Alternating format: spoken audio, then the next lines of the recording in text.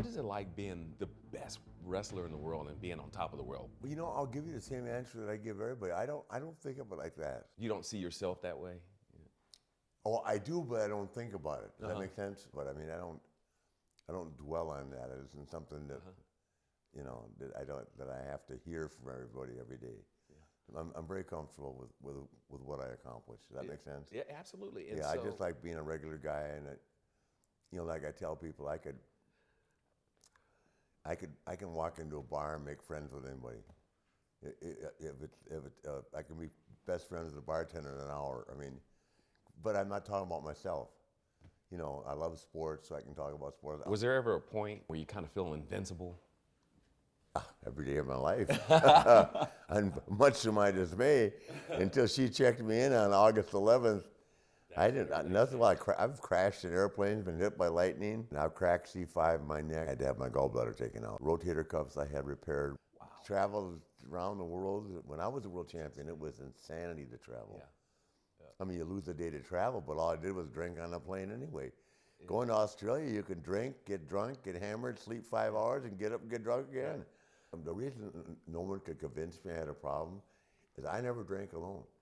I could never sit in my house and drink alone.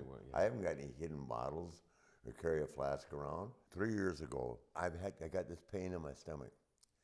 And I've never had any issues at all like that, right? I had this pain for like 3 days. I told Wendy finally, I said, I was eating Rolaids and taking Tums and like crazy.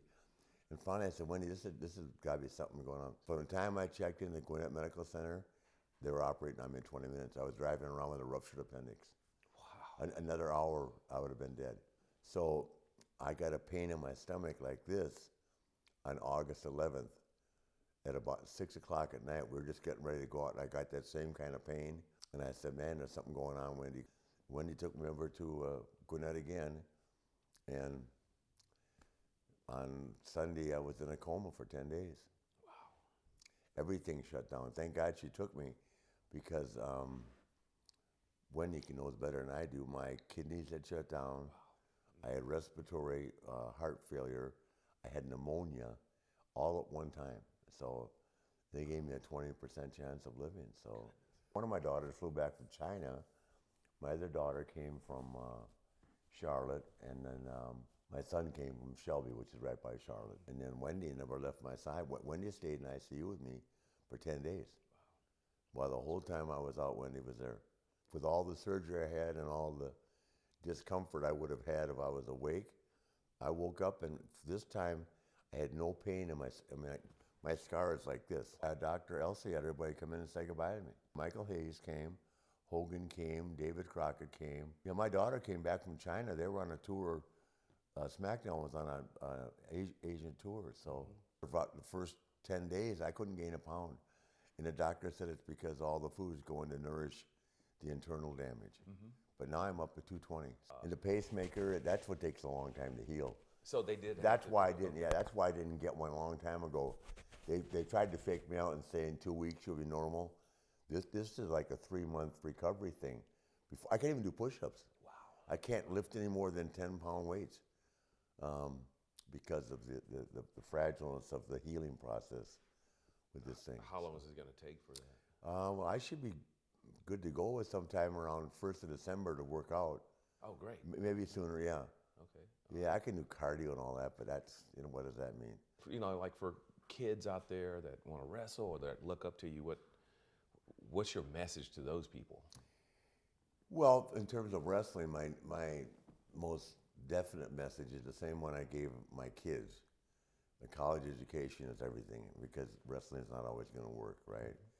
My daughter, who's so successful now, didn't even consider wrestling. My son, of course, that passed away, loved it.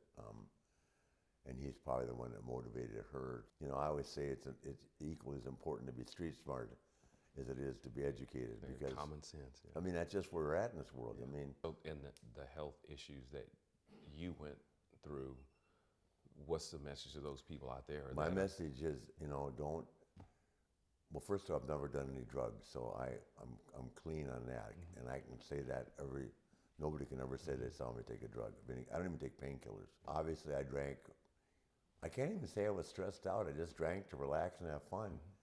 But I would just say, God, you know, something that I never have done in my life is understand the word moderation.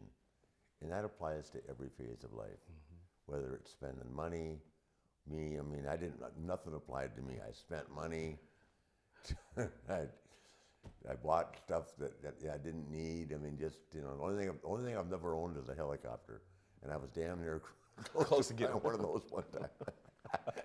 There was no holding me back. I just was me, and I'm not saying it because I'm here, but I was in Atlanta in the heydays, man, the 70s and 80s. Yeah. Nothing like Atlanta. I don't care what anybody says. Forget about LA and Chicago and New York. Buckhead, downtown Atlanta, Rupert's, all over. You have to remember Rupert's and the Limelight and oh God, you could hand liquor stand and all. Are you kidding me? Yeah, the temptation was and they're definitely open there. and they're open till 4 in the morning. Yeah.